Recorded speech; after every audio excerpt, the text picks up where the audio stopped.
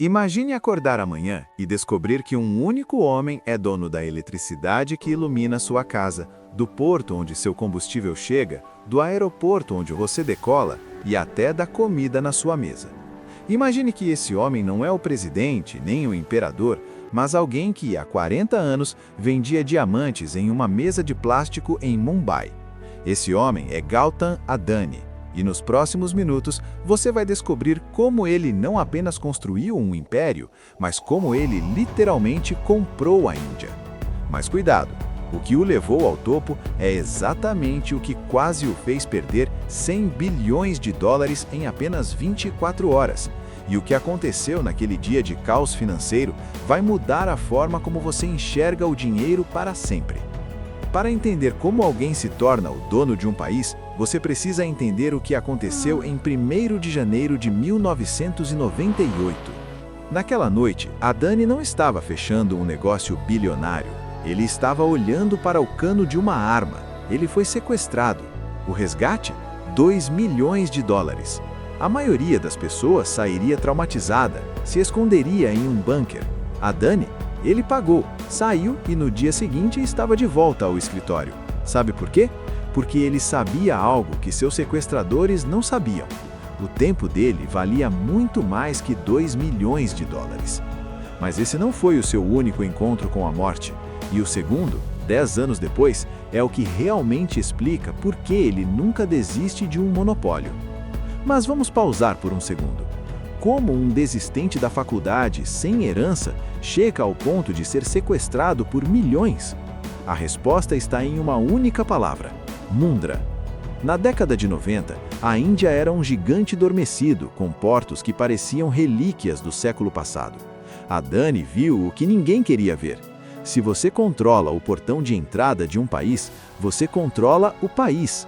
Ele convenceu o governo a deixá-lo construir um porto privado em um pântano desolado em Gujarat. Todos riram. Quem vai usar um porto no meio do nada? Diziam os especialistas. Hoje, Mundra é o maior porto da Índia.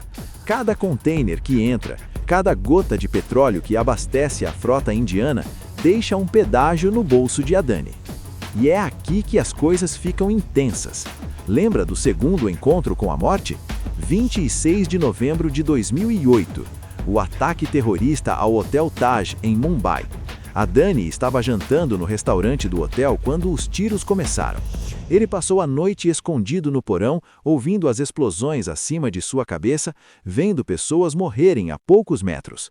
Quando saiu de lá, escoltado pela polícia na manhã seguinte, ele disse apenas uma frase: "Eu vi a morte de perto, a apenas 15 pés." Para Adani, sobreviver 2 vezes não foi sorte, foi um sinal de que ele tinha um destino. E esse destino estava ligado a um homem que, na época, era apenas o governador de Gujarat, Narendra Modi. Preste bastante atenção agora, porque este é o loop aberto que a maioria da mídia tem medo de discutir. Existe uma linha tênue entre o empresário de sucesso e um capitalista de compadrio. Enquanto Modi subia na hierarquia política da Índia, a fortuna de Adani subia em uma linha vertical perfeita. Coincidência? Talvez. Mas quando Modi se tornou primeiro-ministro em 2014, ele voou para a cerimônia de posse em um jato privado. Sabe de quem era o jato? Tinha o logotipo Adani Group estampado na tala. A partir daí, o império explodiu.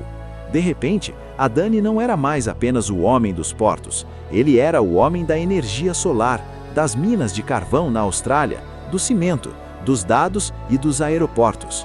Você já sentiu que o jogo está viciado?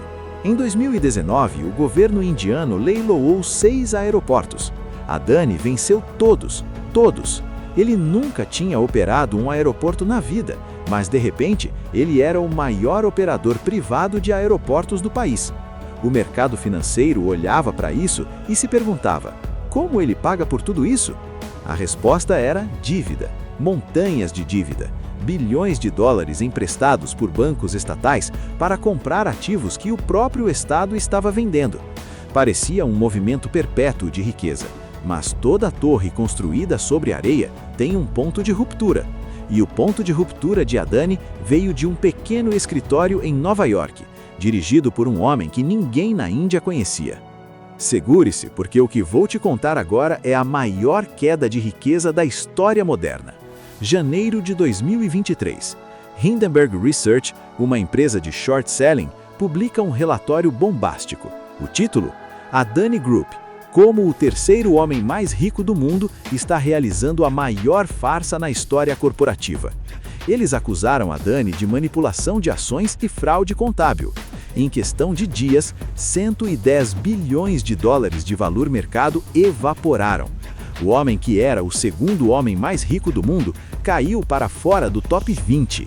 O mundo inteiro assistiu, esperando o colapso total.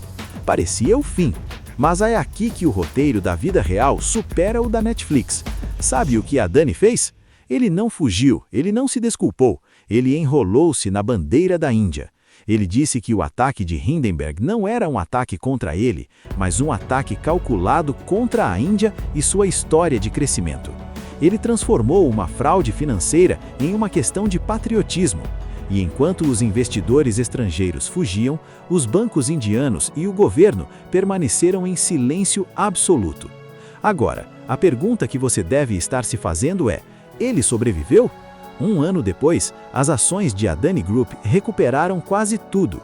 Ele continua sendo o dono dos portos, dos aeroportos e da energia, mas a cicatriz permanece. A história de Gautam Adani não é apenas sobre um homem que ficou rico, é sobre como o poder moderno funciona, a fusão completa entre o Estado e o capital. Se Adani cai, a infraestrutura da Índia treme.